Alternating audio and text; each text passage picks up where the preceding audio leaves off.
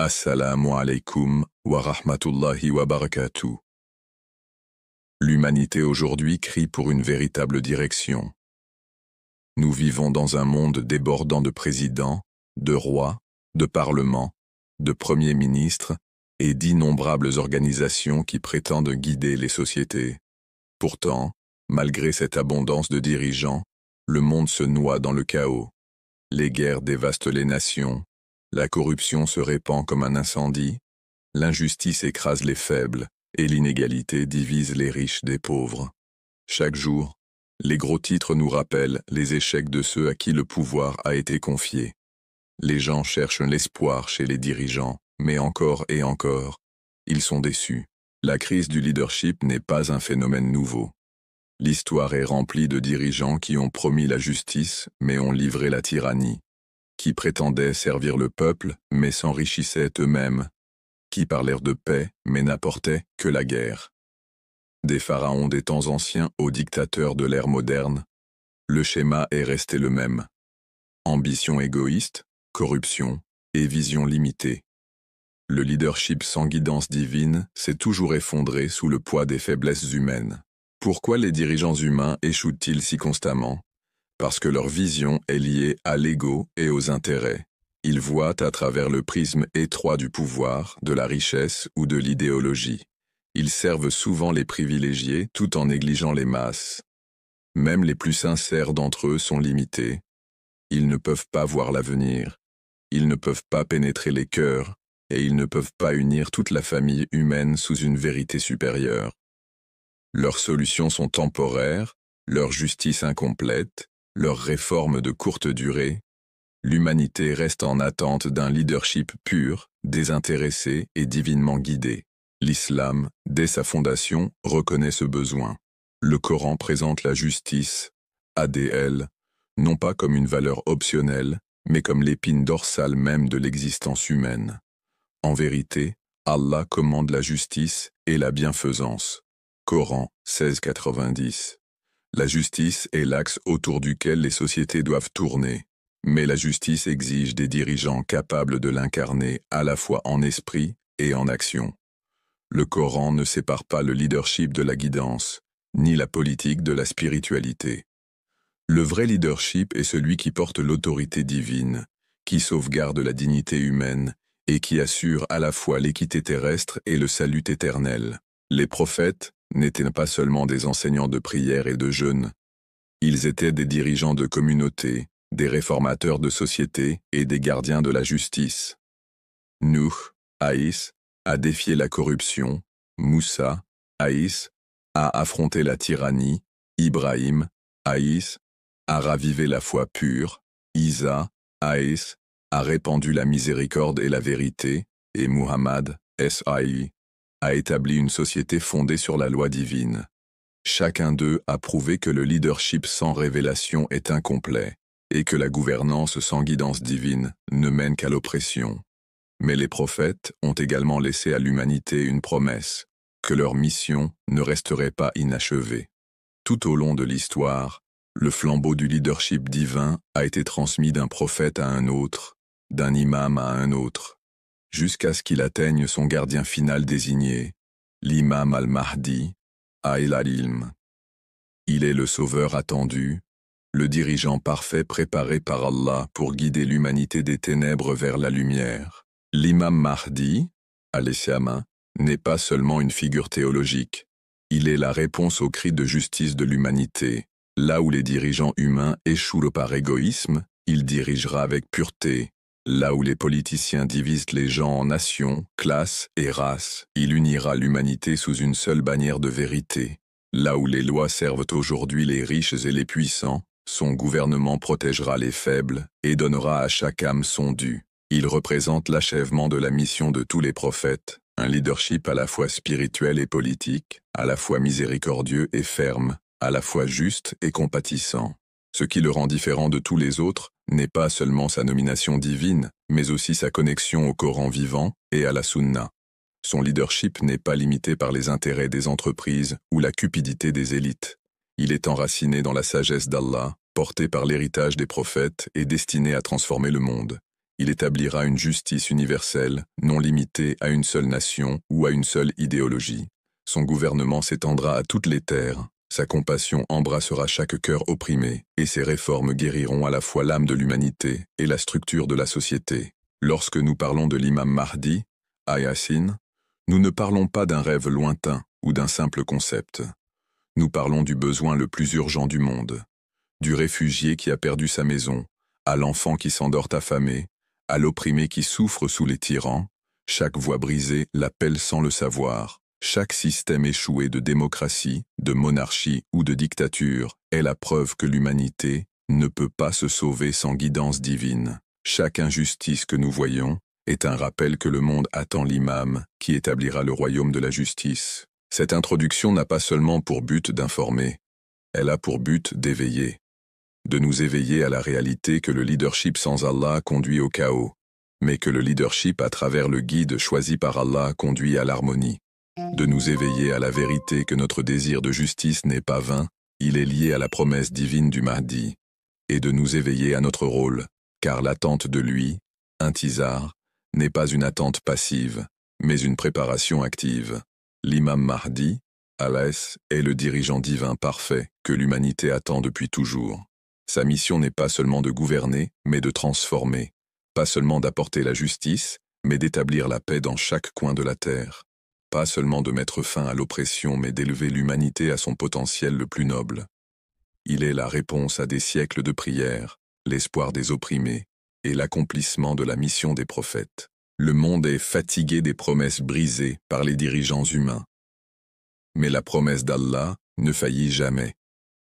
L'imam Mahdi, alayhi salam, est cette promesse, la promesse de justice, la promesse de paix, la promesse d'un leadership divin qui guérira enfin un monde fracturé. Depuis le tout début de l'histoire humaine, le Coran montre clairement que le leadership n'est jamais laissé aux essais et erreurs des hommes.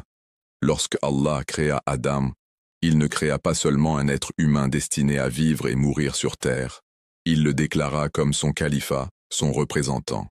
C'était le fondement du leadership divin, une guidance venant directement d'Allah, pour montrer à l'humanité le chemin de la justice, de la moralité et de l'harmonie. Les anges questionnèrent, « Placeras-tu sur terre quelqu'un qui y sèmera la corruption et répandra le sang ?»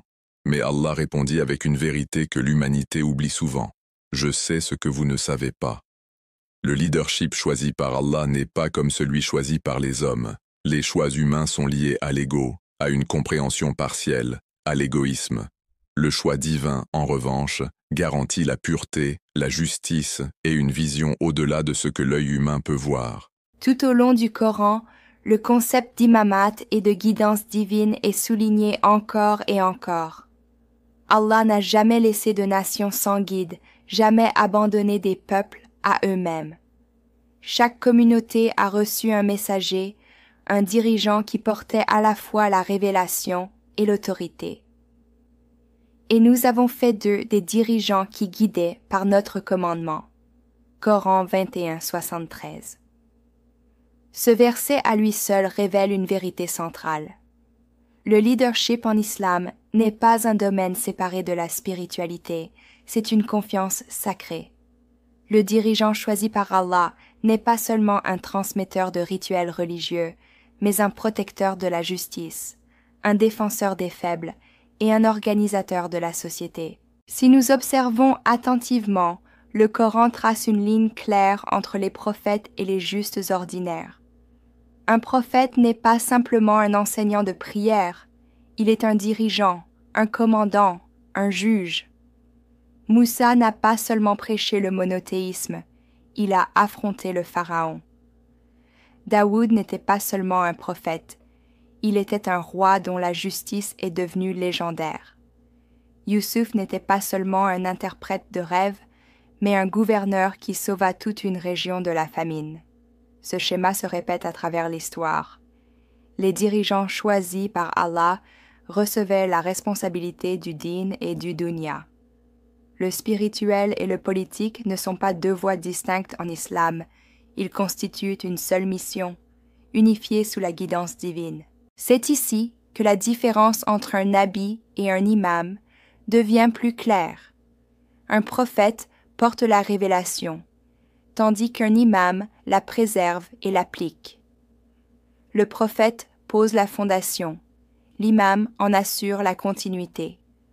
Le Coran lui-même mentionne « Et nous avons fait d'eux des imams guidants par notre commandement » Coran 32, 24. La fonction d'un imam n'est pas autoproclamée, ni héritée par des politiques mondaines, mais accordée par décret divin. C'est une sélection divine, basée sur la pureté et la sagesse d'Allah. L'humanité ne peut pas vraiment comprendre l'essence d'un tel leadership, mais le Coran insiste sur le fait que sans lui, les sociétés sombrent dans le chaos. Considérons comment le leadership créé par les hommes échoue toujours. Les rois et dirigeants revendiquent la légitimité par la lignée, les armées ou la politique, mais leur vision est étroite et leur justice temporaire. Les démocraties promettent l'égalité, mais elles servent souvent seulement les riches et les puissants. Les idéologies surgissent et s'effondrent, laissant derrière elles des sociétés brisées.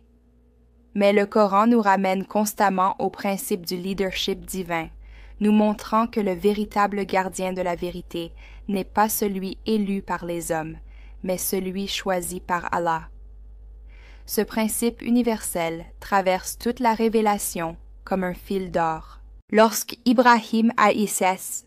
fut éprouvé par des épreuves, Allah le déclara imam pour l'humanité. Ibrahim, accablé par le poids de ce don, pria pour sa descendance. Mais Allah répondit avec une condition « Mon alliance n'inclut pas les injustes. » Coran 2, 124. Ici, le Coran rend les choses parfaitement claires. L'imamat n'est pas une question de lignée, ni seulement de titre. C'est une question de pureté divine. Seuls ceux qui sont exempts d'injustice peuvent porter cette responsabilité. Les êtres humains peuvent voter, nommer ou couronner leurs dirigeants, mais Allah seul choisit ses imams, et sa décision repose sur la connaissance des cœurs. Le prophète Muhammad, sallallahu alayhi wa sallam, lui-même, fut l'exemple le plus clair de ce principe. Il n'était pas seulement le messager d'Allah transmettant le Coran, mais aussi le chef de l'État à Médine. Il établissait des lois, réglait des litiges, commandait des armées, distribuait des richesses et créait une société juste qui équilibrerait dévotion spirituelle et ordre social. C'était le modèle parfait de leadership, un leadership qui intègre din et dunya sous guidance divine. Il est significatif que dans ces derniers jours, il ne laissa pas ce leadership à la spéculation du peuple. À Ghadir Khoum, il nomma Ali Assas déclarant « Pour quiconque je suis le maître, Ali est son maître ». Ce n'était pas une affaire politique, mais la continuation du leadership divin. Le Coran nous montre que chaque fois que les sociétés séparaient la gouvernance mondaine de l'autorité divine, la corruption devenait inévitable. Pharaon régnait avec un pouvoir sans contrôle, opprimant le peuple et l'asservissant. Nimrod revendiquait la divinité, utilisant son règne pour répandre l'arrogance. Les dirigeants de Quraysh résistèrent aux prophètes, non pas parce qu'ils niaient Dieu, mais parce qu'ils craignaient de perdre leur autorité terrestre. La racine de toute tyrannie a été le leadership sans guidance divine. En revanche, chaque fois que des dirigeants divins guidèrent les sociétés, la justice prospérait et l'humanité goûtait à la paix. Ce qui en ressort est un principe universel. Le leadership ne concerne jamais seulement la gestion ou la gouvernance. Il s'agit de guider les êtres humains vers leur but supérieur, de les protéger de l'oppression et de garantir que la vérité triomphe du mensonge. Le Coran relie le leadership directement à la responsabilité devant Allah. Ceux qui dirigent injustement sont condamnés, tandis que ceux qu'Allah choisit pour guider sont célébrés comme ses signes. C'est pourquoi le leadership divin est central en islam. Il garantit que le din reste protégé, que la dignité de l'humanité soit préservée et que la justice demeure vivante, même face à l'oppression. Si nous prenons du recul et réfléchissons, le monde a toujours été à la recherche d'un tel leadership. Chaque système échoué en est la preuve. Le Coran ne présente pas le leadership comme facultatif, il le présente comme essentiel. De même qu'un corps ne peut fonctionner sans cœur, une société ne peut fonctionner sans un dirigeant divinement guidé. La sunna du prophète, sallallahu alayhi wa sallam, le confirme également. Il a constamment souligné qu'après lui, l'Ummah aurait besoin de guides, de protecteurs du savoir et de défenseurs de la justice. Sans eux, la foi se disperserait et la corruption augmenterait. La distinction entre le leadership ordinaire et le leadership divin est comme la différence entre une lampe et le soleil. Une lampe peut donner de la lumière un certain temps, mais son huile finira par s'épuiser, sa flamme vacillera, et sa lumière est limitée à un petit coin. Le soleil, cependant, illumine tout, soutient la vie et ne peut être éteint par les mains humaines. Le leadership créé par les hommes est la lampe, temporaire, limité, souvent défaillant. Le leadership divin est le soleil, éternel, pur, tout enveloppant. C'est pourquoi le système d'Allah place les prophètes et les imams au centre de l'histoire. Ils ne sont pas une option parmi d'autres, ils sont le seul rempart contre le chaos. À chaque époque, Allah a veillé à ce que sa guidance soit portée par des dirigeants choisis. Aujourd'hui, en période de Gaïbat, la mission du leadership divin se poursuit à travers l'imam al-Mahdi, A'ashil al-Ilm, attendu, dont le rôle est de réaliser le principe universel énoncé dans le Coran. Il représente la continuité du même leadership divin qui commença avec Adam, fut renforcé par Ibrahim, illustré par Moussa, perfectionné par Muhammad, sallallahu alayhi wa sallam, et porté par les imams de sa famille. Son apparition marquera le moment où la justice divine ne sera plus confinée à de petites communautés, mais embrassera le monde entier. L'échec de l'humanité à produire une justice durable à travers ses propres systèmes prouve la nécessité du leadership divin. Le Coran et la Sunna témoignent tous deux que le seul leadership capable de sauver l'humanité est celui choisi par Allah, purifié de toute injustice et soutenu par la révélation. C'est ce principe qui donne de l'espoir aux opprimés, de la force aux fidèles, et une direction aux sociétés perdues dans les ténèbres. Le leadership divin n'est pas une théorie. C'est la ligne de vie de l'humanité, l'épine dorsale de la justice, et la promesse que l'oppression n'aura jamais le dernier mot. Depuis les premières pages de l'histoire humaine, une tragédie récurrente se distingue. L'échec du leadership humain. Les peuples, génération après génération, ont placé leurs espoirs dans des rois, des chefs, des politiciens ou des dirigeants militaires, pour être ensuite écrasés par la corruption, l'égoïsme et la myopie. L'histoire se répète avec de nouveaux visages et de nouveaux drapeaux, mais le résultat est toujours le même. Oppression, inégalité, guerre et promesses brisées. C'est pourquoi le désir d'un dirigeant guidé par Dieu, un berger parfait pour l'humanité, n'a jamais quitté le cœur collectif des hommes. Lorsque nous étudions les civilisations anciennes, nous trouvons des palais étincelants, de grandes armées et des prétentions de gloire immortelle, mais sous la surface se cachent cruauté et injustice. Pharaon en Égypte s'est déclaré Dieu, réduisant les masses en esclavage et écrasant quiconque s'opposait à lui. Nemrod à Babylone fit de même, revendiquant un statut divin et utilisant la religion comme un outil de manipulation. La grandeur de leur règne, leurs pyramides, temples et monuments existent encore, mais leurs héritages sont trempés de sang. Ces dirigeants ont échoué parce que leur leadership reposait sur l'ego et non sur le service, sur le pouvoir et non sur la justice. Leur ambition n'était pas d'élever l'humanité, mais de s'élever eux-mêmes au-dessus de l'humanité. L'histoire les a ensevelis sous la poussière, et le Coran nous rappelle leur chute comme des leçons éternelles. Le même schéma apparaît dans les empires qui ont autrefois dominé le globe.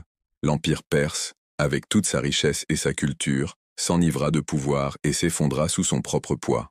L'empire romain, salué comme la plus grande civilisation de son époque, s'est effondré à cause de la corruption, de la décadence morale et d'un gouvernement injuste. Les dirigeants s'adonnaient au luxe tandis que leur peuple mourait de faim. La politique se transformait en théâtre, la vérité en propagande, et l'empire qui prétendait apporter l'ordre au monde se noya dans son propre chaos. Ces échecs ne sont pas de simples anecdotes historiques, Il révèle la profonde faiblesse du leadership humain lorsqu'il est séparé de la guidance divine. Même dans l'histoire religieuse, après le départ des prophètes, de nombreuses communautés retombèrent dans le même cycle. Le message d'unité, de justice et de service donné par les prophètes fut remplacé par des dynasties, des royautés et des dirigeants autoritaires qui utilisèrent la religion comme un manteau de pouvoir. Dans l'histoire islamique également, après le prophète Muhammad, paix soit sur lui, les musulmans ont vu des dirigeants qui prétendaient être califes mais s'adonnaient à la corruption, à l'oppression et aux guerres d'ego. Yazid, par exemple, symbolise la trahison des valeurs prophétiques. Son règne conduisit à la tragédie de Karbala, où l'imam Hussein, Hassan, se leva seul contre la tyrannie. Ce ne fut pas seulement un échec politique, mais un échec moral, la démonstration de ce qui arrive lorsque le leadership est dépouillé de l'éthique divine. En nous tournant vers l'ère moderne, les échecs du leadership deviennent encore plus frappants. Le seul XXe siècle a vu 2 guerres mondiales menées par des dirigeants humains prétendant apporter le progrès. Ces guerres ont tué des dizaines de millions de personnes, détruit des nations et laissé des cicatrices qui saignent encore aujourd'hui. Hitler monta au pouvoir avec la promesse de restaurer la fierté allemande, mais il noya sa nation et le monde dans le génocide et la destruction. Staline affirmait créer l'égalité, mais construisit des goulags et exécuta des millions de personnes. Mussolini promit la gloire, mais livra la ruine. Chacun de ces dirigeants échoua parce que leur vision était limitée au pouvoir et à la domination plutôt qu'au service de l'humanité. Dans le prétendu monde démocratique moderne, où le leadership est censé représenter le peuple, les échecs sont tout aussi évidents. Les politiciens remportent des élections avec des promesses de justice, de prospérité et de paix, mais une fois au pouvoir, la cupidité, le lobbying, la corruption et les intérêts personnels dominent. Les Nations Unies ont été créées pour empêcher les guerres, mais celles-ci n'ont jamais cessé. L'Amérique, prétendant répandre la démocratie, a envahi l'Irak et l'Afghanistan, laissant derrière elle chaos, mort et instabilité. Les dirigeants promirent la libération, mais les peuples ne trouvèrent qu'occupation et destruction. Des millions de réfugiés errent encore sur la terre à cause de ces dirigeants défaillants. La Palestine saigne depuis des décennies, tandis que les dirigeants mondiaux débattent des gesticules, mais ne rendent jamais justice. La crise mondiale des réfugiés, la crise climatique et l'inégalité croissante reflètent toutes un leadership qui sert l'argent, les corporations et le gain personnel, plutôt que le peuple. Même dans les systèmes économiques, le leadership a échoué.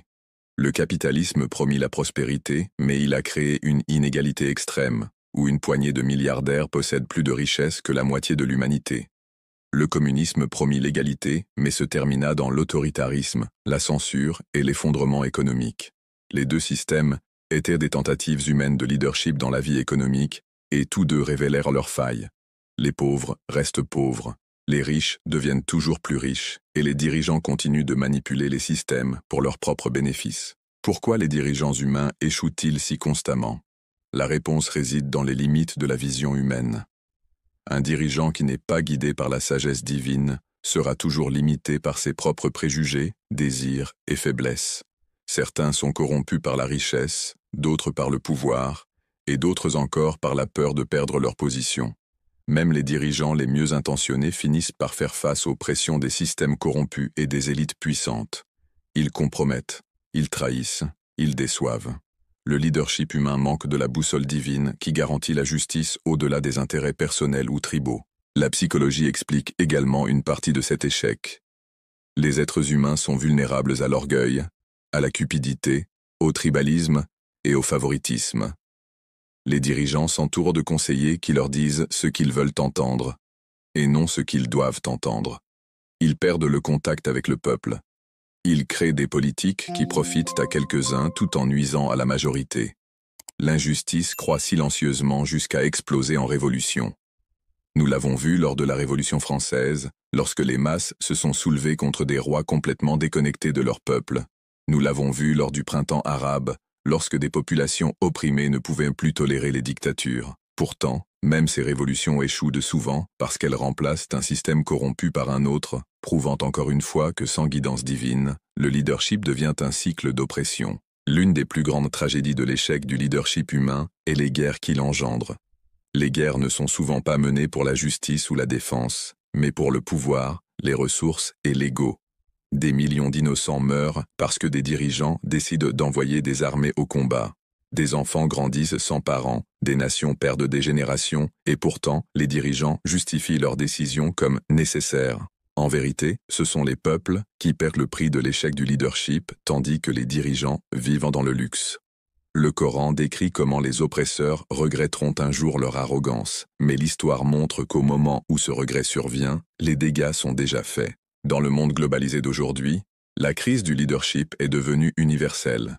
Le changement climatique menace la planète, mais les dirigeants privilégient le gain économique à court terme plutôt que la survie à long terme. La pauvreté touche des milliards de personnes, mais les budgets sont consacrés aux armes et aux guerres. La technologie a progressé, mais la moralité a décliné.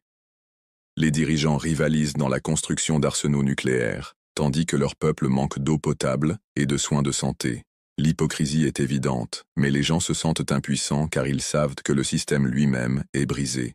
Des protestations éclatent dans le monde entier, du mouvement Black Lives Matter en Occident aux mouvements étudiants en Asie, mais les élites dirigeantes écoutent rarement. Les peuples exigent la justice, mais les dirigeants font des discours. Les peuples exigent le changement, mais les dirigeants offrent des excuses. Le cycle continue.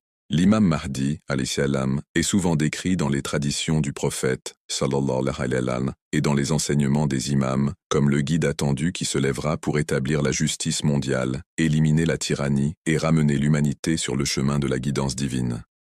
Lorsque nous réfléchissons au concept de leadership, l'histoire nous a montré d'innombrables exemples de dirigeants, de philosophes, de rois, de politiciens et même de révolutionnaires, qui ont tenté d'apporter des réformes ou d'imposer leur version de la justice. Certains étaient sincères, mais limités dans leur vision. Certains étaient tyranniques et corrompus, et d'autres étaient piégés dans les systèmes de leur temps. Pourtant, à travers les siècles, le leadership humain n'a pas réussi à fournir cette justice universelle que l'humanité continue de désirer. La question se pose. Pourquoi? La réponse est simple mais profonde. Parce que le leadership humain, aussi intelligent ou bien intentionné soit-il, est limité. Le leadership divin, en revanche, est enraciné dans la connaissance absolue, la justice et la miséricorde. L'imam Mahdi, alayhi salam, représente l'aboutissement de ce leadership divin et ses qualités font de lui le guide parfait que l'humanité attend depuis toujours. Les traditions le décrivent comme un homme d'une immense connaissance. Contrairement aux dirigeants humains qui dépendent souvent de conseillers, de livres ou d'une éducation limitée, la connaissance de l'imam Mahdi, alayhi salam, est inspirée divinement. Il est lié à la lignée du prophète, héritant non seulement de la descendance, mais aussi de la sagesse et de la guidance divine accordée par Allah. La littérature des hadiths indique que lorsqu'il réapparaîtra, il jugera entre les gens sans avoir besoin de témoins, ni de preuves externes, car Allah lui accordera la capacité de percevoir la vérité telle qu'elle est. Imaginez un monde où aucun faux témoignage, aucune manipulation de la loi et aucune distorsion des faits ne pourrait égarer le dirigeant. Cela montre déjà pourquoi son leadership est différent de tout système humain, car il ne repose pas sur des suppositions ou des connaissances incomplètes, mais sur la certitude divine. Le Coran décrit la justice comme le fait de mettre chaque chose à sa place, et le Mahdi incarnera cela en réorganisant les sociétés humaines sur la base de la vérité plutôt que du pouvoir ou de la richesse. Une autre qualité remarquable soulignée dans les récits est son ADL ou justice. Chaque prophète est venu avec une mission pour établir la justice dans leur communauté limitée, et chacun d'eux a rencontré une résistance. La mission de l'imam Mahdi est unique, car elle n'est pas limitée par la géographie ou le temps, elle est mondiale et finale. Sa justice ne sera pas seulement légale, mais aussi sociale, économique, politique et même spirituelle. Dans le monde d'aujourd'hui, l'injustice prend de nombreuses formes. Il y a l'inégalité entre riches et pauvres, l'oppression des minorités, l'abus de pouvoir par les gouvernements, l'exploitation de la nature et le vide spirituel des individus. Les systèmes humains traînent souvent un problème, mais en créent un autre. Par exemple, le capitalisme a apporté la croissance économique, mais aussi une énorme inégalité. Le socialisme a tenté la redistribution, mais a souvent conduit à l'oppression de la liberté. La démocratie donne une voix, mais est facilement corrompue par l'argent et le lobbying. Chacun de ces systèmes, tout en offrant quelque chose d'utile, échoue à atteindre la véritable justice car ils sont conçus par des hommes et limités par des défauts humains. La justice de l'imam Mahdi, en revanche, est holistique. Elle ne sacrifie pas un groupe pour un autre, ni ne privilégie une nation au détriment des autres. Elle découle de la connaissance divine de la manière d'équilibrer toutes les dimensions de la vie humaine. La rahma, ou miséricorde, est une autre qualité essentielle qui fait de lui le guide parfait. Souvent, lorsque nous pensons à la justice, nous imaginons des lois strictes et des punitions sévères. Mais la justice divine est équilibrée par la miséricorde, car Allah lui-même est à la fois juste et miséricordieux. Le prophète Mohammed, sallallahu alayhi wa sallam, a été décrit comme une miséricorde pour les mondes, et l'imam Mahdi, alayhi salam, continue cet héritage. Son gouvernement ne sera pas fondé sur la peur ou la coercition, mais sur la compassion et la vérité. Les narrations décrivent même comment les animaux vivront en harmonie sous son règne, symbolisant un monde où non seulement les humains mais toute la création bénéficiera de son leadership. Imaginez un monde où les enfants grandissent sans peur de la guerre, où les familles ne sont pas déplacées par la pauvreté, où les nations n'envahissent pas les autres, et où chaque individu se sent digne. Ce n'est pas une utopie ni une fantaisie, c'est la réalité promise par la guidance divine, et l'imam Mahdi, aïsem, est le guide destiné à l'accomplir. L'une des différences les plus importantes entre la gouvernance divine et la gouvernance humaine est la cohérence. Les dirigeants humains changent de politique, se contredisent, et prennent souvent des décisions pour un gain à court terme. Même les meilleurs leaders sont soumis aux pressions politiques, économiques ou personnelles. La gouvernance divine, cependant, est constante, car elle repose sur des principes éternels. Le système de l'imam Mahdi n'aura pas besoin de corrections constantes, car il est conçu par le Créateur, qui connaît la nature humaine mieux que les humains eux-mêmes. C'est pourquoi le Coran présente les prophètes non seulement comme des guides spirituels, mais aussi comme des dirigeants de société. Ils ont gouverné, légiféré, jugé et guidé. Pourtant, aucun d'eux n'a revendiqué la finalité de la réforme. Ils ont tous préparé l'humanité pour le Sauveur ultime, qui achèverait leur mission. L'imam Mahdi, alayhi salam, n'introduit pas quelque chose de nouveau, mais amène le message de tous les prophètes à sa perfection. Il est le sceau du leadership divin, le pont entre les promesses des Écritures passées et leur accomplissement ultime. Si nous regardons la vie du prophète Nuh, alayhi salam, nous voyons la purification à travers le déluge. Si nous regardons Moussa, alayhi salam, nous voyons la libération de la tyrannie. Si nous regardons Isa, alayhi salam, nous voyons la miséricorde et la vérité. Si nous regardons Ibrahim, alayhi salam, nous voyons la renaissance du monothéisme. Si nous regardons Youssouf, alayhi salam, nous voyons le leadership caché et la justice ultime. Toutes ces histoires convergent dans la figure de l'imam Mahdi, alayhi salam, qui combinera purification, libération, miséricorde, monothéisme et justice en une mission mondiale. Il n'est pas simplement une continuation, mais un aboutissement. Là où les prophètes s'adressaient à des nations et défis spécifiques, l'imam Mahdi s'adresse à l'ensemble de l'humanité. Son règne est universel, non tribal, non nationaliste, non sectaire. Cette universalité est précisément ce que l'humanité recherche à une époque de crise mondiale. Le changement climatique, les guerres, les pandémies et les inégalités ne sont pas des problèmes locaux. Ils sont mondiaux et nécessitent un guide mondial. Les institutions humaines comme les Nations Unies essaient, mais échouent, car elles sont construites sur des compromis et sur le pouvoir des nations dominantes. L'imam Mahdi, cependant, n'est pas limité par la politique du pouvoir. Son autorité vient directement d'Allah. Les narrations décrivent également son caractère.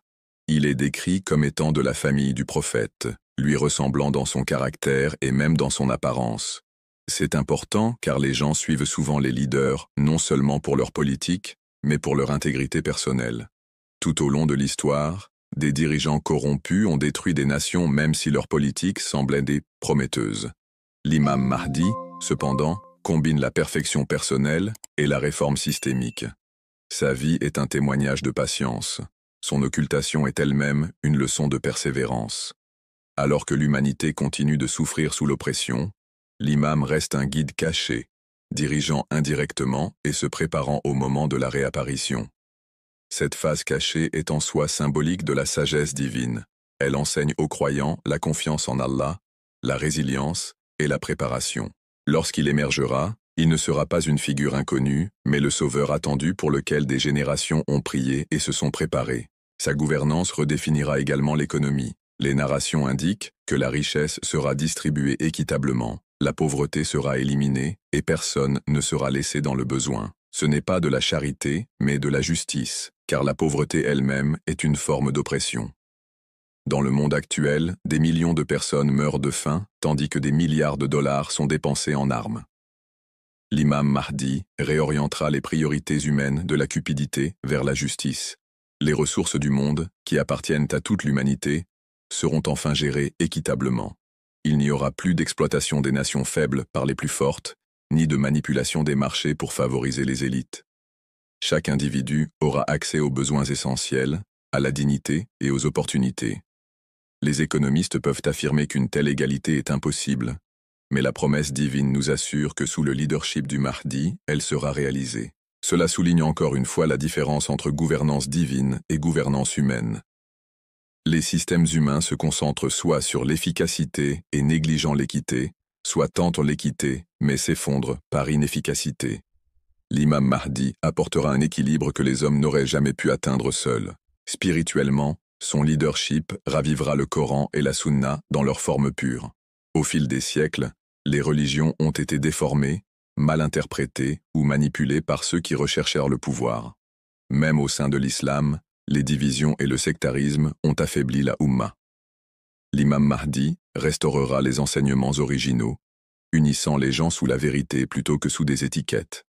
Cela ne signifie pas une uniformité forcée, mais une unité harmonieuse. Les gens auront encore des différences culturelles, mais ils partageront tous la base de la justice divine.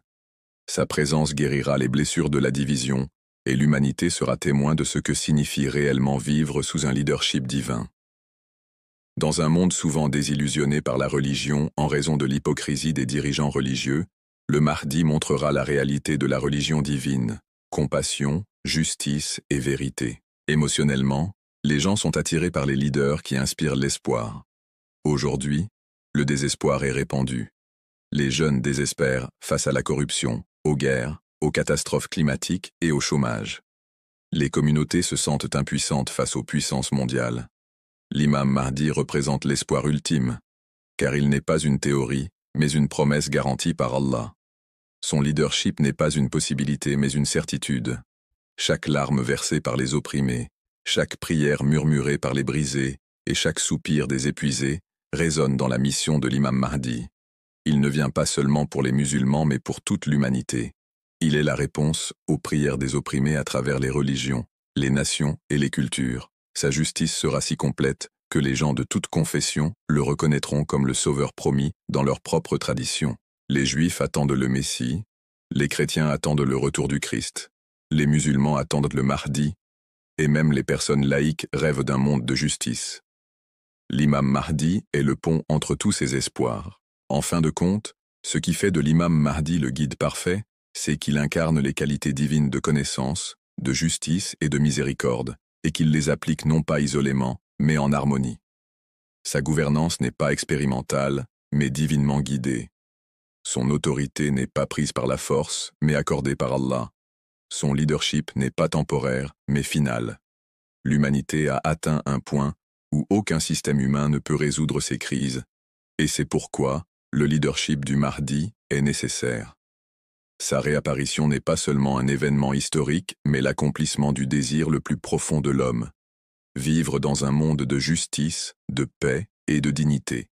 Il est l'achèvement de toutes les missions prophétiques, la preuve ultime de la promesse d'Allah et le guide parfait que l'humanité a attendu à travers les siècles. L'histoire du prophète Nuh, A.S.S., n'est pas seulement un récit d'un grand déluge, c'est l'une des leçons les plus profondes en matière de leadership, de patience et de purification divine. Lorsque nous pensons au leadership dans l'histoire humaine, nous imaginons souvent des rois, des guerriers ou des stratèges politiques. Mais le Coran change notre perspective. Les plus grands dirigeants sont ceux qui sont restés fermes face à la corruption, à l'incrédulité et à la décadence morale, et qui ont poursuivi la mission de vérité même lorsque le monde les rejetait. Parmi ceux-ci, l'histoire de Nour, A.S.S., se distingue comme l'un des exemples les plus puissants. Sa mission n'était pas seulement de guider les gens vers l'unicité d'Allah, mais aussi d'endurer des siècles de rejet, de moquerie et de résistance jusqu'au moment où la purification divine est arrivée.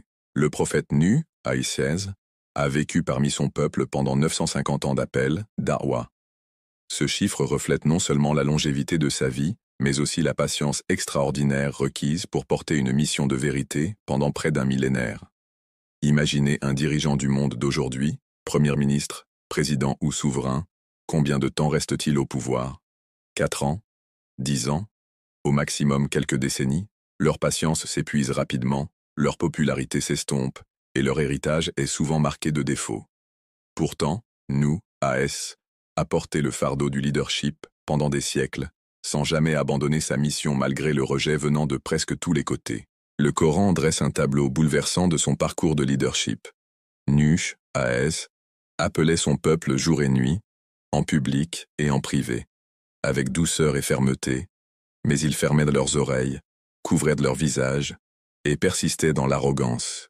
Ils se moquaient de lui, ridiculisaient ses avertissements concernant un déluge imminent, et l'accusaient de n'être rien de plus qu'un homme comme eux.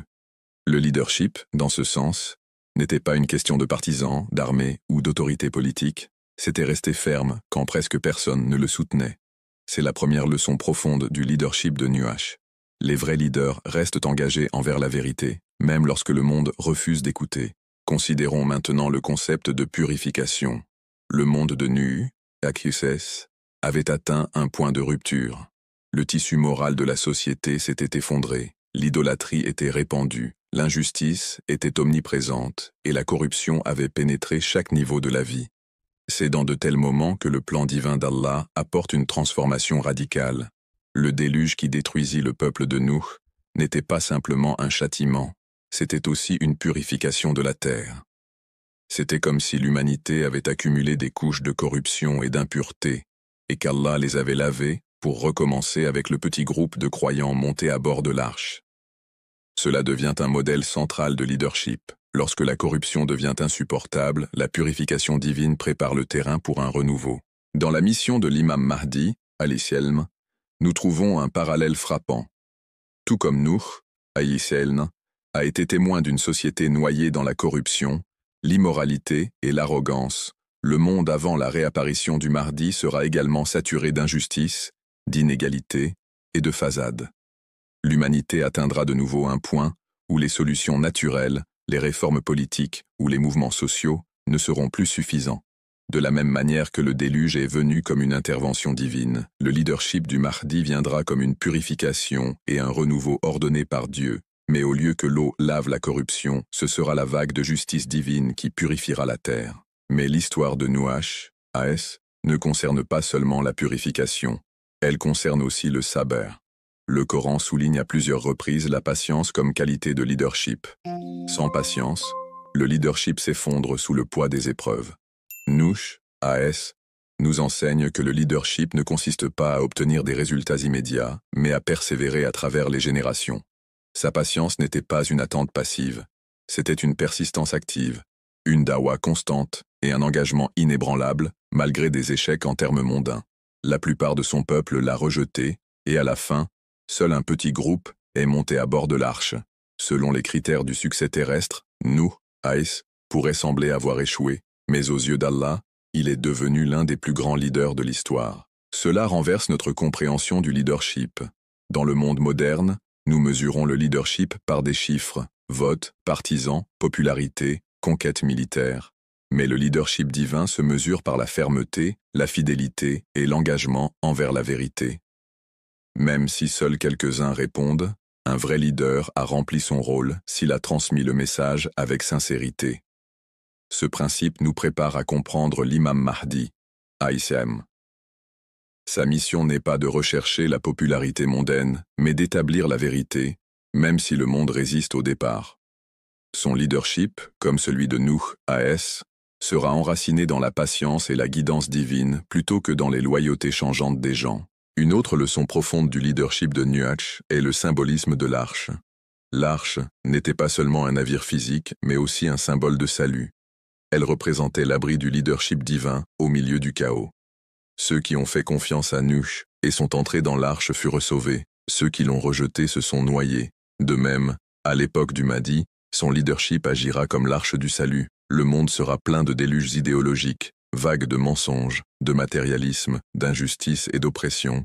Mais le leadership du Mahdi sera l'arche dans laquelle l'humanité pourra trouver sécurité, guidance et renouveau. Nu, A16, nous enseigne également les luttes émotionnelles du leadership. Malgré son immense patience, il souffrait profondément du rejet de son peuple. Le Coran décrit ses invocations sincères, ses cris vers Allah, sa douleur en voyant même certains membres de sa propre famille rejeter la vérité. Cela nous montre que le leadership n'est pas détaché ou mécanique. Il est rempli d'émotions profondes, de chagrin et de sacrifices personnels. Les leaders de vérité ne dirigent pas pour le pouvoir ou le privilège. Ils dirigent parce que leurs cœurs sont liés au destin de l'humanité.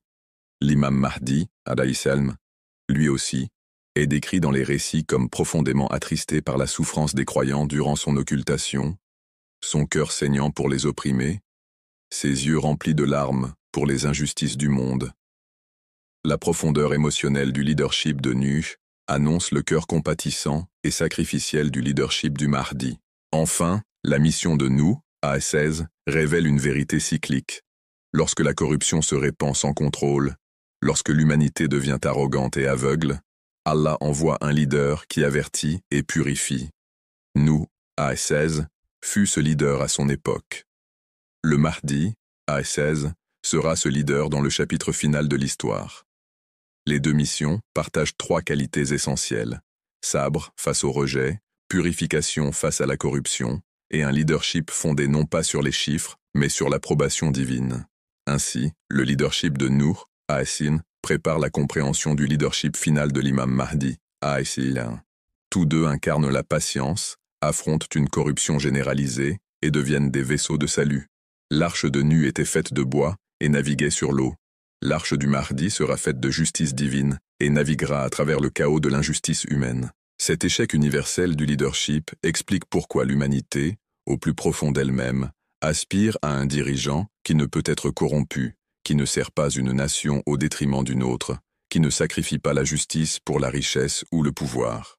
L'humanité aspire à un dirigeant qui incarne à la fois la sagesse et la compassion, la force et l'humilité. En d'autres termes, l'humanité aspire à un leadership divin. Chaque échec de roi, d'empereur, de président et de premier ministre rappelle qu'aucun système créé par l'homme ne peut vraiment satisfaire la soif humaine de justice. C'est pourquoi le concept de l'imam Mahdi, alayhi-salam, résonne si profondément. Ce n'est pas un dirigeant qui s'élève par ambition ou par élection, ni quelqu'un qui cherche le pouvoir pour lui-même. Il est désigné par Dieu, protégé de la corruption et destiné à instaurer la justice là où tous les autres ont échoué. Son leadership n'est pas limité par la tribu, la race ou la nation, il est pour toute l'humanité. Sa vision n'est pas obscurcie par l'ego ou la cupidité, elle est guidée par la lumière divine. La longue histoire de l'échec du leadership humain est, en réalité, le décor qui rend le leadership de l'imam Mahdi nécessaire et urgent. Sans lui, le cycle de la tyrannie et de la trahison ne prendra jamais fin. Lorsque nous pensons au leadership contre l'oppression, l'un des plus grands exemples de l'histoire est le prophète Moussa, A.S.N. Son histoire ne concerne pas seulement les miracles ou la libération des bannis Israël. Elle concerne le courage de se lever contre le tyran le plus puissant de son époque, Pharaon. Le leadership de Moussa représente la lutte de la vérité contre un pouvoir mondain écrasant, et dans sa mission, nous voyons une claire préfiguration du soulèvement de l'imam Mahdi, Haïtienne, qui affrontera également les pharaons du monde moderne. Pharaon n'était pas un dirigeant ordinaire. Il était le symbole de la tyrannie, de l'arrogance et de la fausse divinité. Il a servi les bannis Israël, les transformant en une nation humiliée, les exploitant pour le travail et les soumettant à la brutalité. Il ordonna même de tuer les nouveau-nés mâles pour maintenir son contrôle. Son règne n'était pas seulement une oppression politique, c'était une obscurité spirituelle. Pharaon prétendait à la divinité, déclarant « Je suis votre Seigneur, le Très-Haut ». Voici la forme ultime du leadership corrompu.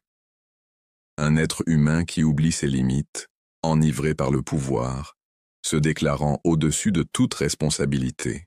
Moussa, ASS, a été élevé dans ce même système, pourtant Allah l'a choisi pour le défier. Imaginez le courage nécessaire. Un seul homme, avec seulement son frère Haroun comme soutien, se tenant face à l'empire le plus redouté de l'époque.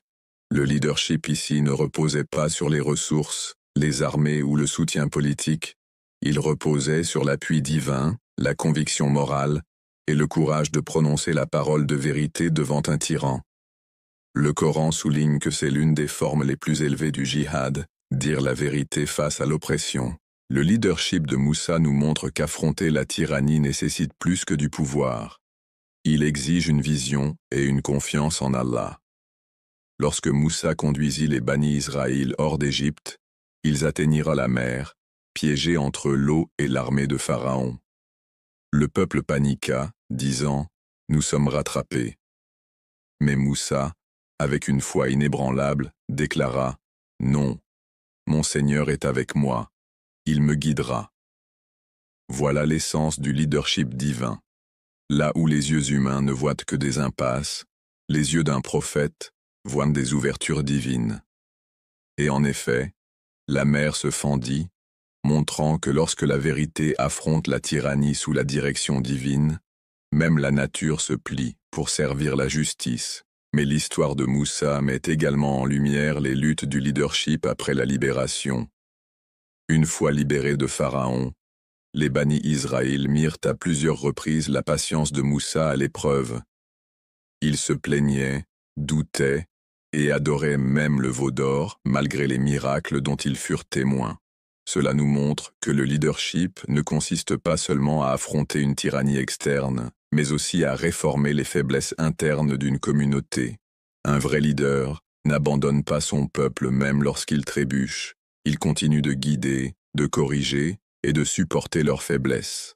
Cette patience de Moussa annonce la patience requise de l'imam Mahdi a.s. lorsqu'il guidera l'humanité, non seulement contre les tyrans externes, mais aussi contre les faiblesses internes, les doutes et la résistance. Considérons maintenant les parallèles avec le Mahdi. Tout comme Moussa a.s. s'est levé contre le plus grand tyran de son temps, le Mahdi se lèvera contre les tyrans de la fin des temps, les systèmes dajjaliques d'oppression, de corruption et d'arrogance.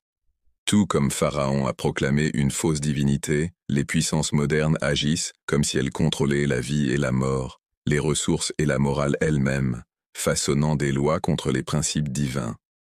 Et tout comme les Bani Israël étaient opprimés et attendaient leur délivrance, aujourd'hui l'humanité attend le Mahdi, consciemment ou inconsciemment, comme un libérateur des chaînes de l'injustice. Une autre leçon clé du leadership de Moussa est que la libération n'est pas seulement physique, mais spirituelle. Libérer les Bani Israël de l'esclavage n'était que la moitié de la mission. Le plus grand défi était de libérer leur cœur de la peur, de l'idolâtrie et de la dépendance au faux pouvoir. De la même manière, la mission de l'imam Mahdi ne sera pas seulement une réforme politique ou une justice économique, ce sera la libération spirituelle de l'humanité, les ramenant au tawhid, au Coran et à la justice divine. L'histoire de Moussa introduit également le principe des miracles comme soutien divin. Le bâton qui se transforma en serpent, la main qui brillait de lumière, la mer fendue, ce n'étaient pas des tours, mais des signes que le leadership d'Allah est toujours accompagné de preuves incontestables.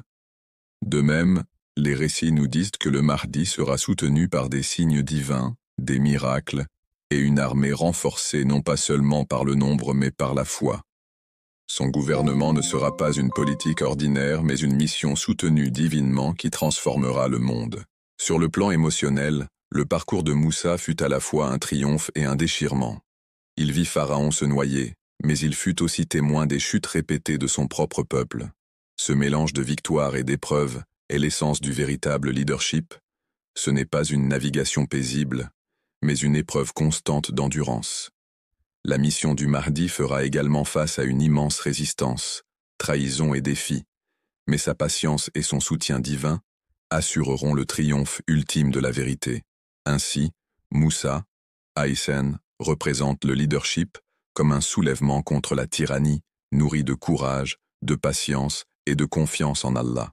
Sa mission préfigure le soulèvement du Mahdi, affronter les puissances arrogantes, libérer les opprimés et guider les peuples non seulement vers la liberté, mais vers la foi.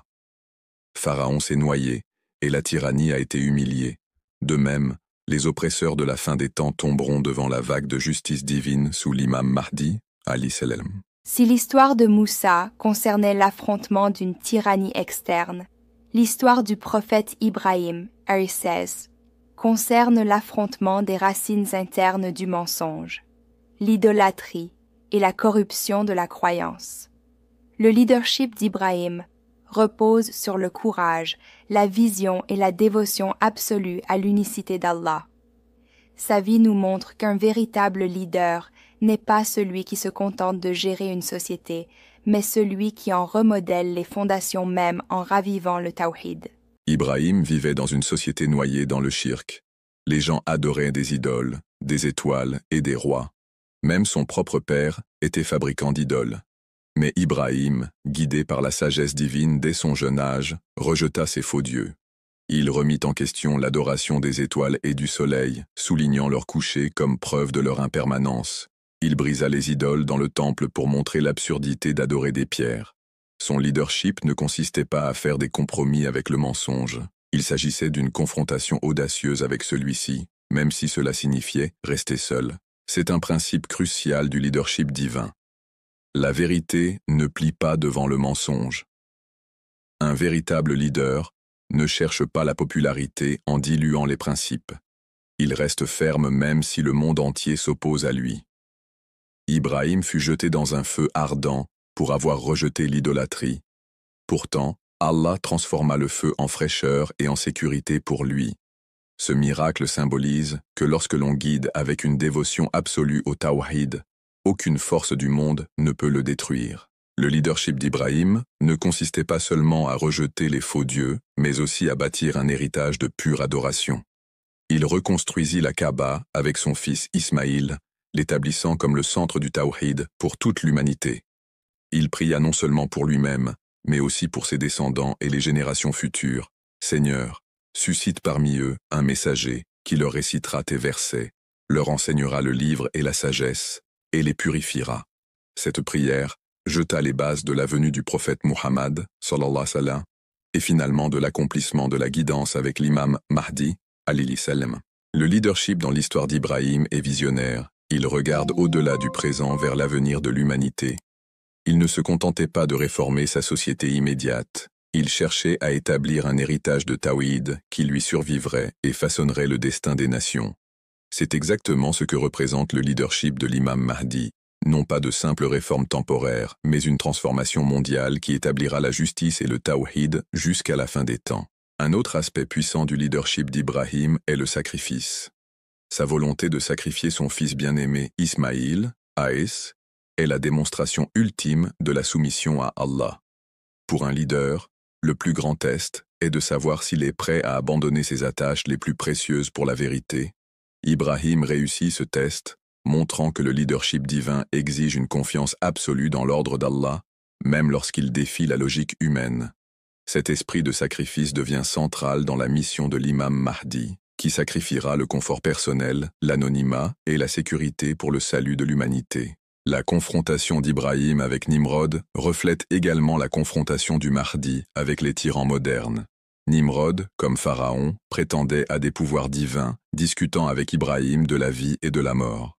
Ibrahim exposa son mensonge par une logique simple, en montrant le lever du soleil. Cela montre que les leaders divins vainquent le mensonge non seulement par la force, mais aussi par la sagesse et la clarté. Le leadership de l'imam Mahdi démantèlera de la même manière les idéologies des faux pouvoirs, exposant leurs faiblesses par la vérité. Ainsi, l'histoire d'Ibrahim représente le leadership comme la renaissance du tawhid, la destruction des idoles, le courage de rester seul et la vision d'établir un héritage durable de foi pure. Son feu devint fraîcheur, ses prières façonnèrent l'histoire, et ses sacrifices devinrent des leçons éternelles. La mission de l'imam Mahdi sera l'achèvement final de la vision d'Ibrahim, un monde uni sous le tawhid, libéré des idoles du matérialisme, du nationalisme et des faux pouvoirs. Quand nous pensons à la personnalité du prophète Issa, alayhi salam, deux qualités se distinguent de plus que toutes les autres, la rahma, miséricorde, et la ADL, justice. Sa mission n'était pas seulement une guérison spirituelle, mais aussi une transformation sociale. Il est venu à un peuple divisé entre des dirigeants oppressifs et des élites religieuses qui avaient corrompu la loi divine. Issa, alayhi salam, se tenait comme un phare de compassion pour les faibles et une force de vérité contre les arrogants. Son leadership nous enseigne que la justice ne peut être séparée de la miséricorde, et la miséricorde ne peut être séparée de la justice.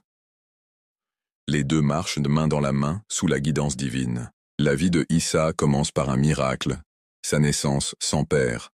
Depuis le berceau, il déclara « En vérité, je suis le serviteur d'Allah. Il m'a donné l'écriture et m'a fait prophète.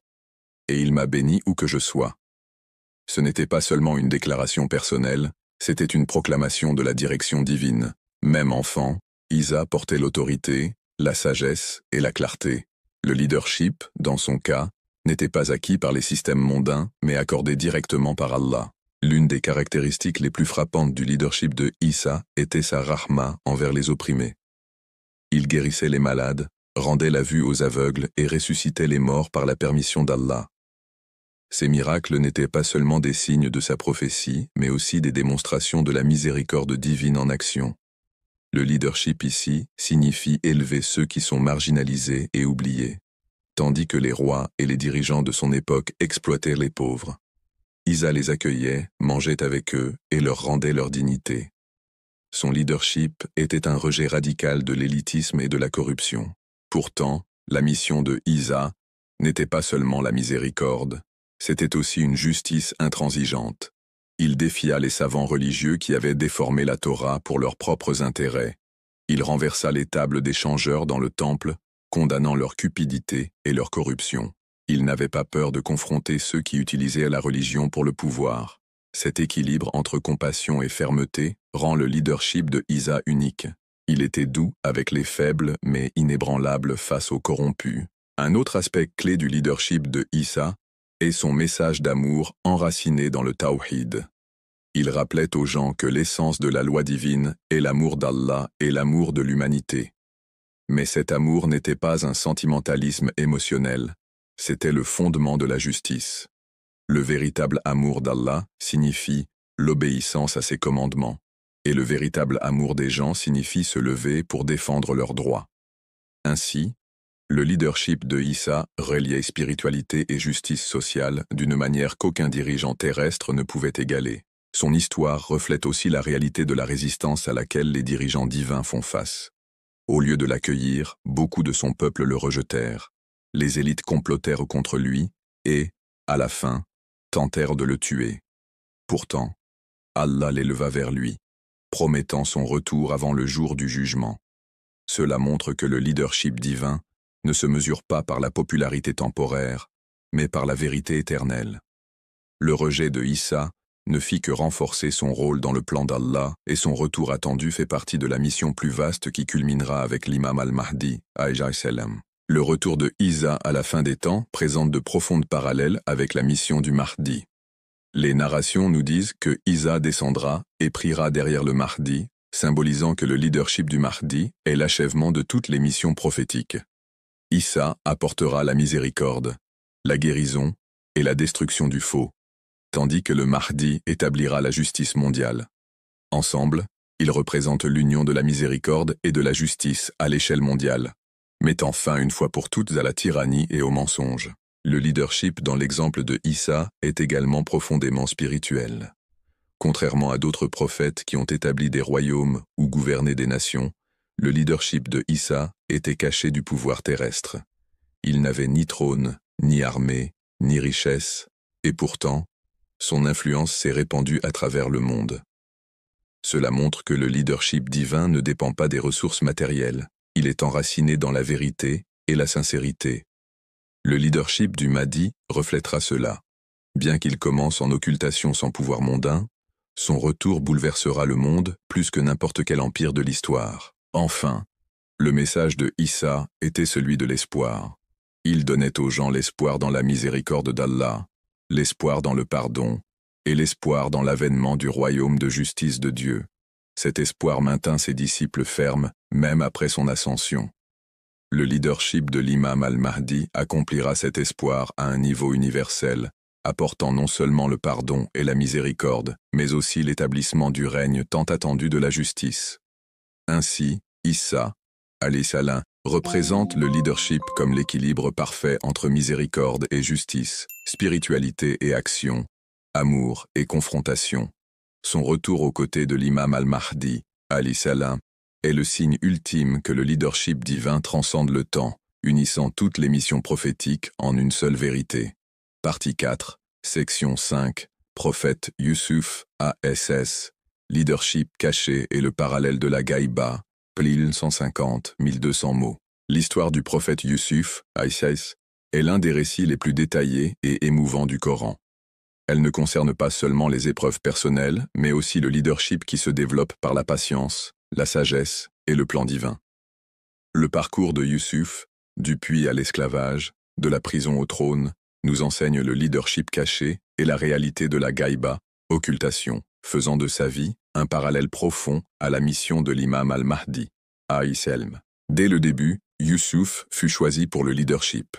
Son rêve du soleil, de la lune et de 11 étoiles se prosternant devant lui était un signe de sa future autorité. Mais le leadership divin ne vient pas facilement. Il se forge dans les épreuves.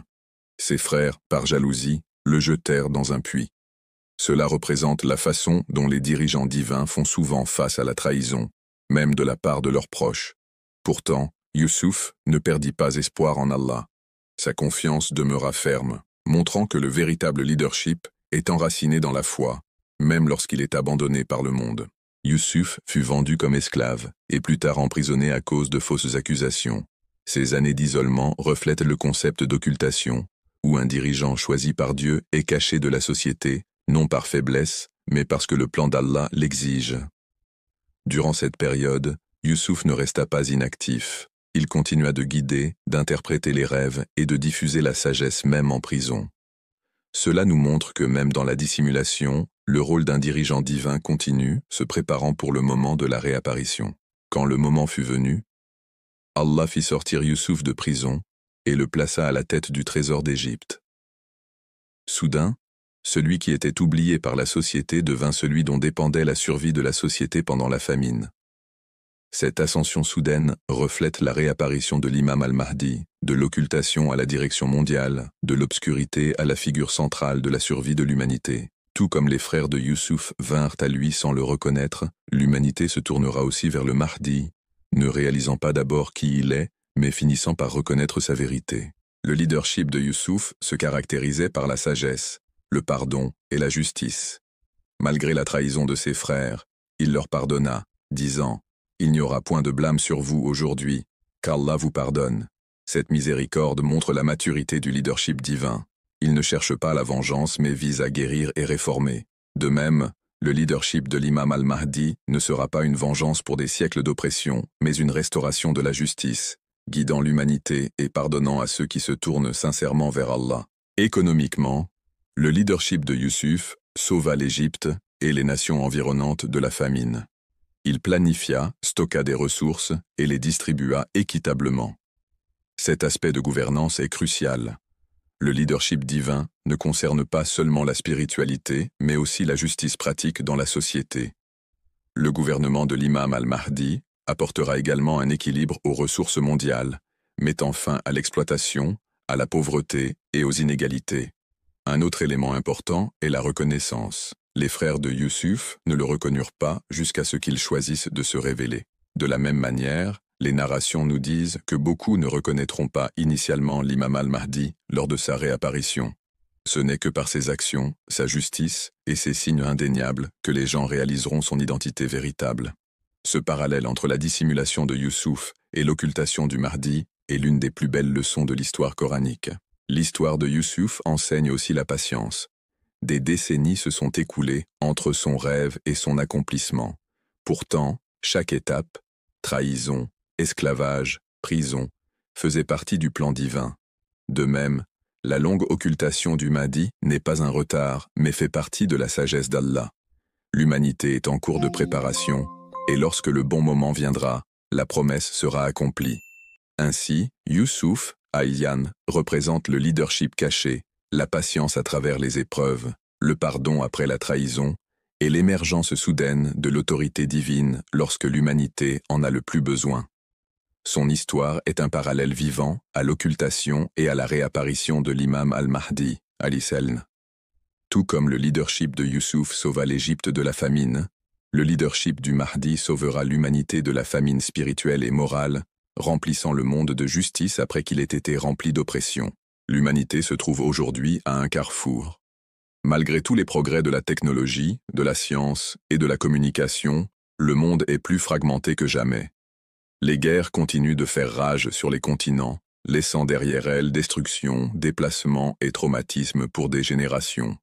L'injustice se manifeste sous d'innombrables formes, des nations puissantes exploitant les plus faibles, des dirigeants politiques privilégiant la cupidité à la responsabilité, et des gens ordinaires piégés dans des cycles de pauvreté sans espoir de changement. Le racisme, le sectarisme et l'inégalité hantent encore les sociétés qui se targuent de progrès et de modernité. Partout où l'on regarde, l'humanité souffre sous une direction qui promet des réformes mais ne livre que le chaos. Les systèmes censés unir et élever l'humanité sont devenus des instruments de division, de corruption et d'exploitation. Le XXe et le XXIe siècle étaient censés être des ères de lumière et de paix mondiale. Des institutions internationales ont été créées avec des promesses de justice et de coopération. Pourtant, les guerres n'ont pas cessé, elles se sont multipliées. Des guerres mondiales dévastatrices aux conflits civils, des invasions aux guerres par procuration, des millions de vies innocentes ont été perdues. Derrière chaque guerre, il y a l'ambition humaine, l'arrogance et l'échec du leadership. Les systèmes créés par l'homme, malgré leur sophistication, ne peuvent échapper aux failles de ceux qui les conçoivent.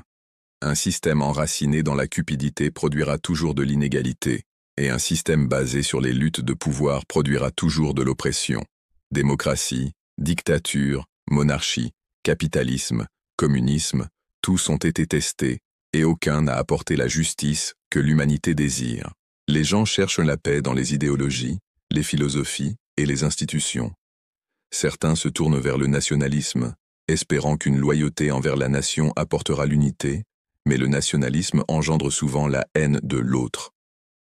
Certains adoptent le capitalisme, croyant que les marchés libres apporteront la prospérité, mais le résultat est l'exploitation, le consumérisme et l'élargissement du fossé entre riches et pauvres.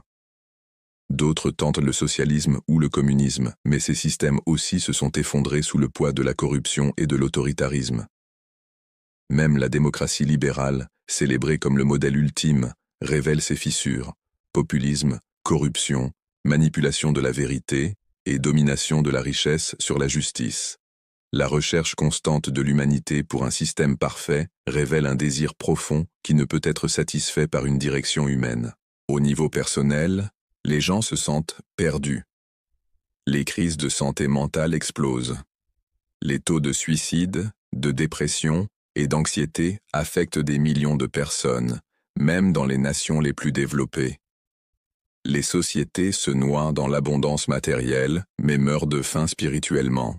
Les familles se désintègrent, les communautés s'affaiblissent et les individus se sentent isolés. Ce vide pousse les gens vers les idéologies, le consumérisme ou des échappatoires temporaires, mais aucune ne procure la paix durable du cœur qu'ils recherchent. C'est le signe que l'humanité désire quelque chose de plus profond, une guidance non pas des esprits humains faillibles, mais de la sagesse divine. Le Coran enseigne que sans la guidance divine, l'homme est perdu, peu importe l'avancement de ses connaissances. L'histoire le confirme. Chaque prophète a été envoyé non seulement pour enseigner des rituels, mais pour établir la justice dans la société. Nous, Ibrahim, Moussa, Issa et Muhammad, paix sur eux tous, furent des dirigeants ainsi que des guides spirituels. Ils affrontèrent des tyrans, s'opposèrent à l'injustice et apportèrent un équilibre à un monde chaotique. Pourtant, chaque mission fut partielle, préparant le terrain pour l'étape finale de la direction divine. Le parcours de l'humanité, avec tous ses échecs, conduit à un besoin ultime, le leadership du Mahdi promis, Aïcha 16. La mission du Mahdi ne concerne pas une nation, une secte ou une idéologie. Elle consiste à répondre au désir universel de l'humanité pour la justice, la paix et la dignité.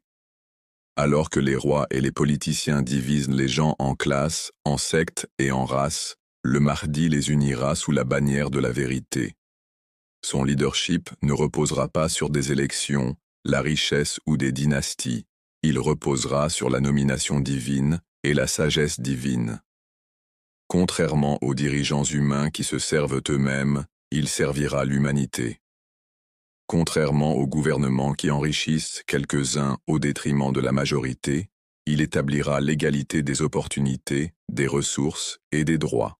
Les narrations décrivent le Mahdi comme un dirigeant de savoir, de miséricorde et de justice. Sa connaissance surpassera celle des plus grands érudits. Sa miséricorde embrassera même ceux qui l'avaient autrefois rejeté. Et sa justice atteindra chaque coin de la terre. Les guerres cesseront car leurs causes profondes, cupidité, oppression et inégalité, seront éradiquées. La terre révélera ses trésors, la pluie tombera en abondance, et personne ne restera affamé ou sans abri. L'humanité, après des siècles d'épuisement, goûtera enfin à la douceur de la paix. Cette mission répond également au vide spirituel. Le Mahdi ravivera l'essence de la religion, non pas comme des rituels détachés de la vie, mais comme un système vivant de guidance. Sous sa direction, les gens redécouvriront leur relation avec Allah, leur responsabilité envers les autres et la dignité d'être humain. L'amour et la compassion ne seront pas de simples mots vides, mais des réalités vécues dans les familles, les communautés et les nations. Le retour de Issa, Aïzi, aux côtés du Mahdi, souligne davantage la nature globale et universelle de ce leadership. Issa descendra pour soutenir le Mahdi, symbolisant l'unité des missions prophétiques et l'aboutissement de la guidance divine.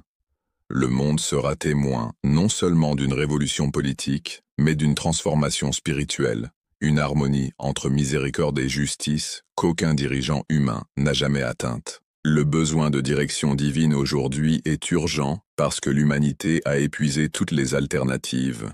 Nous avons vu les échecs des empires, la corruption des démocraties, l'oppression des dictatures et l'hypocrisie des institutions.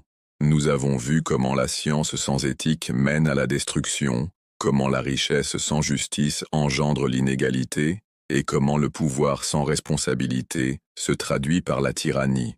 En cette ère de confusion, où la vérité est déformée et le mensonge célébré, seule la direction divine peut percer les ténèbres avec clarté et lumière. La mission du Mahdi est la réponse aux cris de chaque âme opprimée, de chaque victime de guerre, de chaque enfant affamé, de chaque communauté marginalisée et de chaque individu en quête de sens.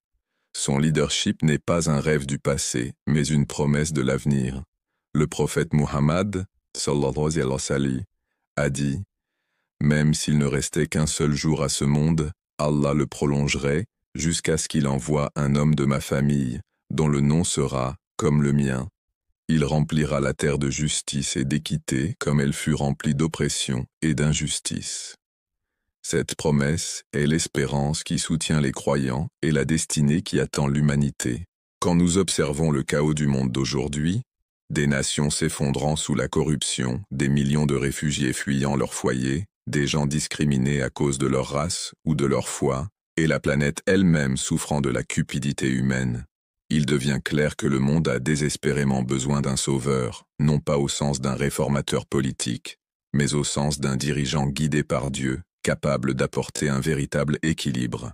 Le leadership du Mahdi guérira non seulement la politique et l'économie, mais aussi l'âme même de l'humanité. Le besoin mondial de direction divine n'est pas un concept lointain. C'est la réalité de notre époque. Chaque système brisé, chaque idéologie échouée, chaque guerre et injustice nous conduisent à une conclusion. L'humanité ne peut pas se sauver elle-même. La solution ne réside pas à l'Est ou à l'Ouest, ni dans le capitalisme, ni dans le communisme, ni dans le nationalisme, ni dans la mondialisation.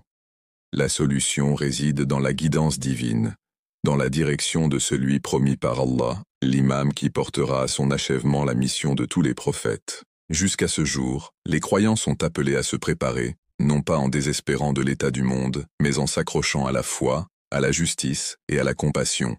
La mission du Mahdi n'est pas un rêve passif, mais un appel actif à vivre selon les valeurs qu'il établira.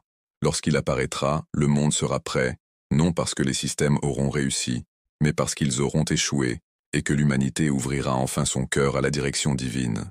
Ainsi, les guerres, les injustices, le racisme et l'inégalité d'aujourd'hui ne sont pas seulement des tragédies, ce sont des signes. Ils sont les leçons finales de l'histoire, nous enseignant qu'aucun système humain ne peut remplacer la guidance divine. Ils nous préparent pour le moment ultime où l'imam attendu se lèvera, non pas comme un politicien mais comme un dirigeant désigné par Dieu, non pas pour une nation, mais pour toute l'humanité. Sa mission répondra aux besoins le plus profond de l'humanité, le désir de paix, de justice et de la miséricorde d'Allah sur la terre. Le concept de la direction divine ne se limite pas uniquement à la mission de l'imam. Il inclut également le rôle des croyants qui l'attendent, qui se préparent et qui portent la responsabilité de soutenir sa cause lorsqu'il apparaîtra. Attendre l'imam n'est pas une excuse pour la passivité, c'est en soi une forme active de lutte, de discipline et d'engagement. La longue période de gaïbat, ou occultation, n'est pas un vide de guidance, mais une épreuve divine, un moment où les croyants sont appelés à s'accrocher fermement à leur foi, à résister à la corruption et à prouver leur loyauté au plan d'Allah. À bien des égards, la gaïbat est un feu purificateur, séparant ceux qui prétendent à la foi de ceux qui la vivent avec sincérité et patience. Tout au long de l'histoire, les communautés ont toujours fait face à des épreuves lorsque leurs dirigeants divinement désignés étaient absents ou contestés. Pour les partisans de Moussa, ce fut le désert. Pour les partisans de Issa, ce fut la persécution des empires. Pour les premiers musulmans, ce furent les épreuves après la disparition du prophète. Chaque communauté a été éprouvée dans sa loyauté, sa patience et son attachement à la vérité, en l'absence d'un guide direct et visible. De la même manière, la gaïbat de l'imam Mahdi, alayhi salam, est une épreuve qui révèle la véritable force des croyants. Le prophète Muhammad, sallallahu alayhi wa sallam, a décrit ceux qui demeurent fermes durant l'occultation comme les plus fidèles, car ils s'accrochent à l'invisible sans perdre espoir et s'attachent à la guidance même lorsqu'elle paraît lointaine. Cette attente exige des qualités qui ne sont pas faciles, patience, persévérance et confiance inébranlable dans la promesse d'Allah. Le sabre n'est pas seulement une endurance passive, mais une force active, la capacité de rester ferme tandis que le monde s'effondre dans l'injustice autour de soi. Cela signifie refuser de céder au désespoir lorsque la corruption semble dominer. Cela signifie continuer à prier, à lutter pour la justice et à bâtir des communautés de foi, même lorsque l'imam attendu n'est pas encore apparu. À côté de la patience, le dua joue un rôle central. La supplication constante du croyant est à la fois une bouée spirituelle et une déclaration de loyauté.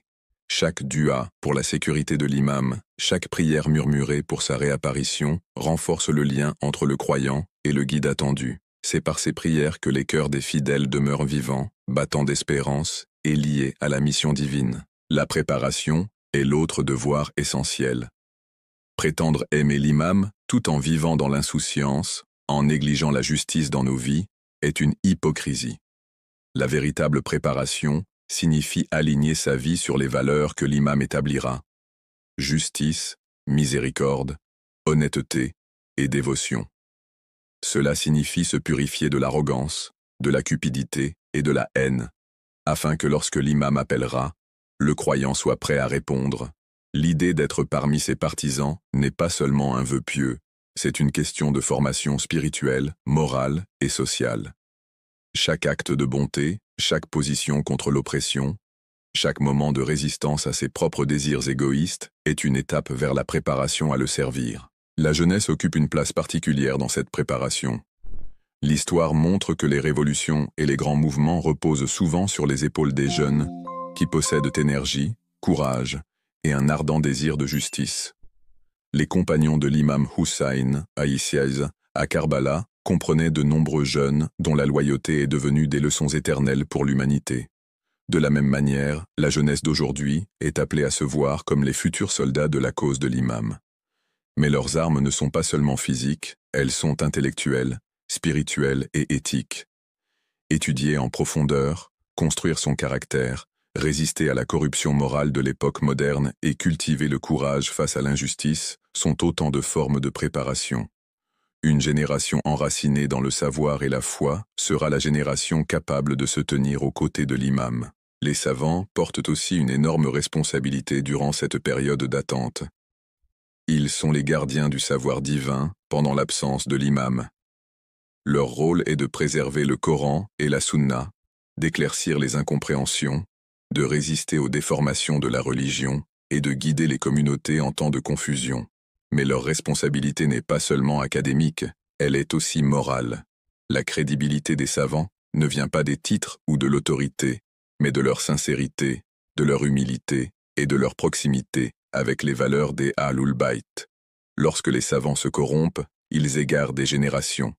Lorsqu'ils restent véridiques, ils maintiennent vivante la flamme de la foi qui prépare la société au retour de la direction divine. Les communautés se tournent vers eux, non seulement pour des fatwas, mais pour l'inspiration, pour un modèle de vie fidèle en l'absence de l'imam. Les communautés elles-mêmes jouent aussi un rôle vital. Les croyants ne sont jamais censés vivre isolés, coupés les uns des autres. L'islam insiste sur l'importance de la jama'a, de la vie collective, où les fidèles se renforcent mutuellement.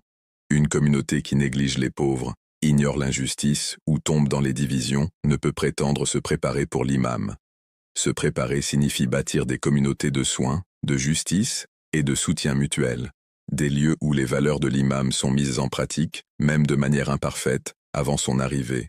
Chaque mosquée, école et organisation devient un terrain d'entraînement potentiel pour les futurs soldats de la justice, à condition qu'ils résistent à la corruption et restent alignés avec la guidance divine. Le concept d'intizar, ou attente, est souvent mal compris. Certains le considèrent comme un état passif, un simple désir de l'arrivée de l'imam, tout en ne faisant rien pour s'améliorer ou améliorer leur société. Mais le véritable intizar est actif. C'est une lutte, une préparation, un engagement vivant envers la justice à chaque instant de la vie. Attendre activement signifie refuser de participer à l'oppression, résister à l'injustice où qu'elle se manifeste et incarner les valeurs de l'imam dans la vie quotidienne. Cela signifie transformer l'attente d'une excuse pour l'inaction en une forme dynamique de jihad, un effort constant pour être digne de sa compagnie. Les narrations des Ahlul Bayt décrivant les croyants en attente comme ceux qui vivent comme si l'imam pouvait apparaître demain, tout en se préparant comme s'il ne devait pas apparaître avant des générations. Cet équilibre empêche à la fois le désespoir et la négligence. Il maintient les croyants ancrés dans la patience, mais aussi dynamisés par l'action. Ils ne gaspillent pas leur vie à courir après de faux espoirs, mais ne tombent pas non plus dans le désespoir.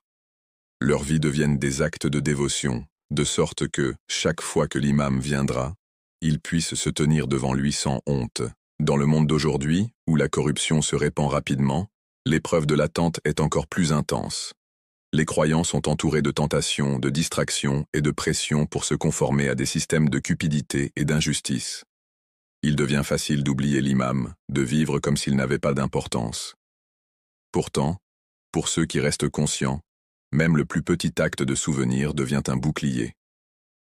Élever des enfants avec la connaissance de l'imam, se rappeler mutuellement de sa mission, mentionner son nom dans les assemblées et relier chaque injustice dans le monde aux besoins de son retour, voilà autant de moyens par lesquels l'attente du croyant devient vivante et pleine de sens. Soutenir la direction divine au temps de la Gaïbat est donc un devoir collectif. Chaque croyant a un rôle, préserver le savoir, pratiquer la justice, répandre la compassion, sensibiliser et résister à l'oppression. En ce sens, l'armée de l'imam se forme bien avant son apparition, non pas sur les champs de bataille, mais dans les cœurs, les foyers et les communautés. Les compagnons qui se tiendront à ses côtés ne seront pas ordinaires, ils seront extraordinaires dans leur foi, leur discipline et leur courage, façonnés par des années de préparation et éprouvés par les difficultés. Leur force ne résidera pas dans le nombre, mais dans la pureté de leur engagement. Ainsi, le rôle des croyants dans le soutien à la direction divine aujourd'hui n'est pas quelque chose d'abstrait. Il est aussi réel que l'injustice que nous voyons autour de nous est aussi urgent que la souffrance de l'humanité. La Gaïbat est une épreuve, certes, mais c'est aussi une opportunité de prouver sa loyauté, d'affiner son caractère et de préparer le terrain pour la plus grande mission de l'histoire. Ceux qui réussissent cette épreuve ne seront pas seulement témoins de l'aube de la justice, mais participeront à sa construction. Ils deviendront les aides de l'imam, les soldats de lumière qui, sous son commandement, guériront les blessures des siècles et rétabliront l'équilibre du monde. En fin de compte, le véritable amoureux de l'imam n'est pas celui qui parle seulement de lui, mais celui qui vit pour lui, qui façonne sa vie de telle manière que si l'imam apparaissait aujourd'hui, il serait prêt à répondre par ces mots « Me voici, ô maître ». Cette disponibilité est l'essence de l'attente, le véritable soutien à la direction divine et la responsabilité ultime de chaque croyant jusqu'au moment final où le voile de la Ghaibat sera levé et où la terre sera remplie de la justice d'Allah. L'histoire de l'humanité a toujours été une quête agitée de guidance, de justice et de paix. À travers les âges, des rois et des tyrans se sont élevés et sont tombés, des philosophes et des politiciens ont proposé des systèmes, et des révolutions ont secoué les sociétés, mais la promesse d'un monde véritablement juste est restée inachevée. Chaque époque a porté ses propres échecs, l'oppression déguisée en ordre, la corruption présentée comme progrès, et l'inégalité tolérée comme normale. Le schéma est clair. Chaque fois que le leadership est séparé de la guidance divine, l'humanité finit par retomber dans le chaos.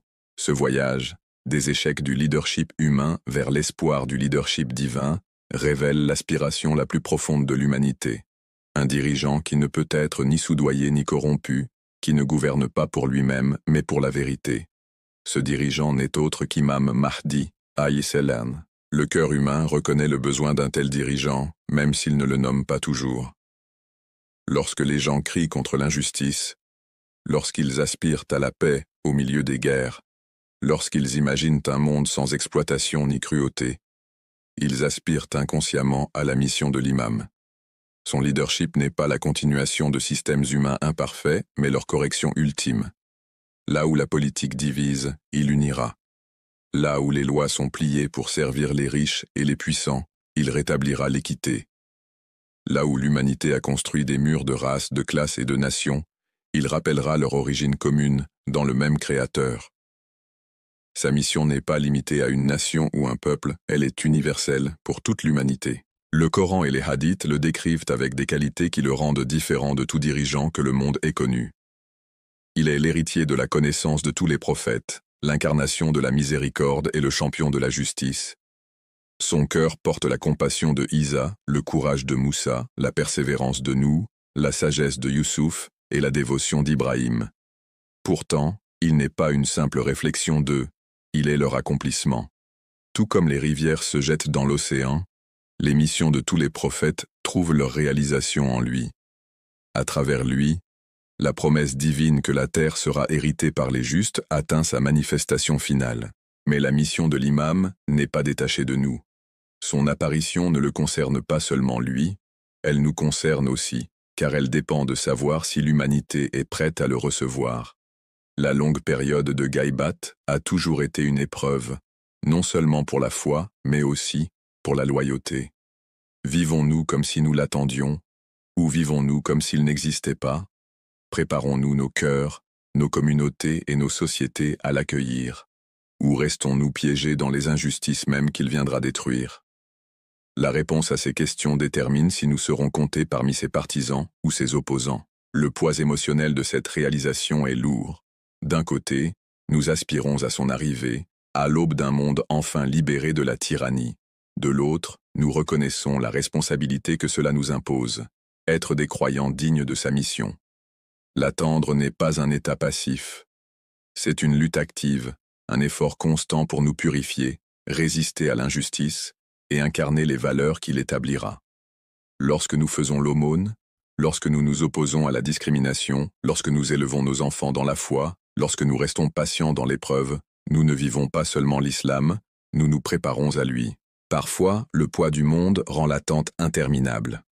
Les guerres font rage, la corruption se répand, et l'oppression semble invincible. C'est dans de tels moments que les croyants doivent se rappeler la promesse divine. Aucune obscurité ne dure éternellement, et la justice d'Allah prévaudra un jour. L'imam Mahdi n'est pas une légende, ni un rêve lointain, mais une réalité promise par Allah et son messager. Douter de sa venue, c'est douter de la justice divine elle-même. Croire en lui, c'est croire que l'humanité n'est pas abandonnée, que l'histoire n'a pas été laissée au hasard et que chaque injustice a une fin désignée. Le rôle des croyants est donc double: prier et se préparer. Le dua maintient le lien vivant. Chaque supplication murmurée pour sa sécurité, chaque larme versée pour sa réapparition, chaque fois que nous mentionnons son nom, nous déclarons aux cieux que nos cœurs ne l'ont pas oublié. Ces prières ne sont pas vaines. Elles font partie du plan divin, façonnant les destins et adoucissant les cœurs. À côté du dua, vient la préparation. Un croyant ne peut pas sincèrement prier pour le retour de l'imam, tout en continuant à vivre dans l'hypocrisie, l'injustice ou l'insouciance. La véritable prière s'accompagne d'action. Si nous demandons à Allah de nous envoyer l'imam, nous devons aussi nous efforcer d'être le genre de personne que l'imam accueillerait comme ses compagnons. La vision d'un monde juste sous sa direction n'est pas seulement un rêve, c'est le destin de l'humanité. Imaginez un monde où aucun enfant n'a faim, où aucune nation ne fait la guerre, où les ressources de la terre sont partagées équitablement et où la dignité de chaque être humain est honorée. Imaginez des tribunaux où les pauvres et les puissants se tiennent égaux, des marchés libres d'exploitation, et des communautés où la compassion est la norme et non l'exception. Sous son règne, l'oppression disparaîtra, non pas parce qu'elle sera interdite, mais parce que les cœurs des gens seront purifiés. Il ne changera pas seulement les lois, il changera les âmes, guidant l'humanité de retour vers sa fitra, son état naturel de justice et de compassion.